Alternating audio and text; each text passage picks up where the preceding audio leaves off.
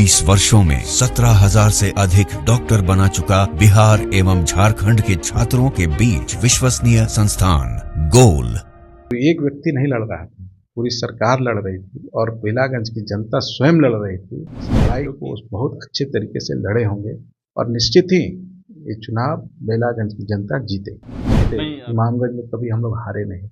MLC हो, parliament चुनाव हो, हमको पूरा विश्वास है इस बार वहाँ भी बहुत ही सुखद न्यूज आएगी। इस बार झारखंड में भी हमारा 6 को 6 सीट जीतेंगे, क्योंकि तेजस्वी जी का जो विजन है वो सब जानते हैं कि 17 महीना में जो यहाँ काम करके देखा है, हम लोगों में विश्वास है। इंफॉर्मेशन देख रहे हैं और मैं हूं आपके साथ रंजन सिंह। बिहार में 4 सीटों पर उपचुनाव हुए हैं, बेलागंज, इमामगंज, तरारी और रामगढ़। बता दें कि झारखंड में भी विधानसभा के चुनाव है और आज प्रचार का आखिरी दिन है। पहले हम बात करेंगे राष्ट्रीय जनता दल के एमएलसी रिंकू जी हैं हमारे साथ। 4 सीटों पर उपचुनाव हुए हैं। बेलागंज कहा जा रहा है हॉट सीट है क्योंकि वहां पर आरजेडी सुप्रीमो खुद पहुंचे थे। क्या लग रहा है? सबसे पहले आपको धन्यवाद देते हैं, और इसलिए कि आप ऐसे सीट की चर्चा किए। बेलागंज, वाकई बेलागंज हॉट सीट कहिए, हम तो कहते हैं बेलागंज प्रेरणा का सीट है। और हमको पूरा विश्वास है इस बार का लड़ाई जो था ना, कोई एक व्यक्ति नहीं लड़ रहा था, पूरी सरकार लड़ रही थी और बेलागंज की जनता स्वयं लड़ रही थी। क्योंकि देश में 2 ही रास्ता है, एक है गरीब को मजबूत करने के लिए और एक रास्ता है जो अमीरों के दरवाजे तक जाता है। तो ये चुनाव इसी का था, 2 धाराओं की लड़ाई थी। हमको पूरा विश्वास है बेलागंज, तो हम शुरू से कह रहे हैं कि बेलागंज तो ट्रांसफार्मर है, पूरे मगध की रोशनी वहीं से जाती है। क्योंकि 2010 में जिस तरीके से वहाँ के लोगों ने एक दीप जला करके आज पूरे मगध को जगमगाया, इसीलिए वहाँ की जनता को हम नमन करते हैं और हमको पूरा विश्वास है वहाँ की जनता पे। इस लड़ाई को बहुत अच्छे तरीके से लड़े होंगे और निश्चित ही ये चुनाव बेलागंज की जनता जीतेगी। नहीं, आपके बगल में इमामगंज में भी चुनाव था। क्या लग रहा है? इमामगंज में मांझी जी का सीट रहा है, उनकी बहू वहां पर लड़ रही थी।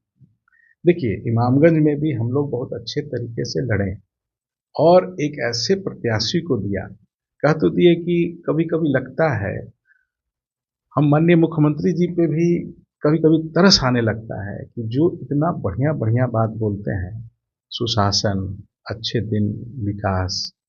तो हमको लगता है कि जब चुनाव में प्रत्याशी जो देते हैं, हम खास करके माननीय मुख्यमंत्री जी को कहना चाहेंगे कि कौन सी ऐसी मजबूरी होती है कि आप जो बोलते हैं उससे उससे इतर काम कर देते हैं। ठीक, हम लोग आपको बताएंगे लाख हम लोगों पे जो भी आरोप लगता है, हमको समझ में नहीं आता है कि आरोप लगाने वाले का हृदय इतना पत्थर का कैसे बन जाता है। इमामगंज एक वहाँ भी एक उदाहरण है। रोशन मांझी एक साधारण कार्यकर्ता, एक गरीब का बेटा को हम लोगों ने टिकट दिया, हमारे नेता ने उसको टिकट दिया, लोगों को ये बताने के लिए कि नहीं, हमारा दल जो है कार्यकर्ताओं का दल है। और आरोप लग जाता है परिवारवाद से लेके सब कुछ। चलिए, सबको स्वीकारते हैं, सच तो सामने आ ही जाता है ना।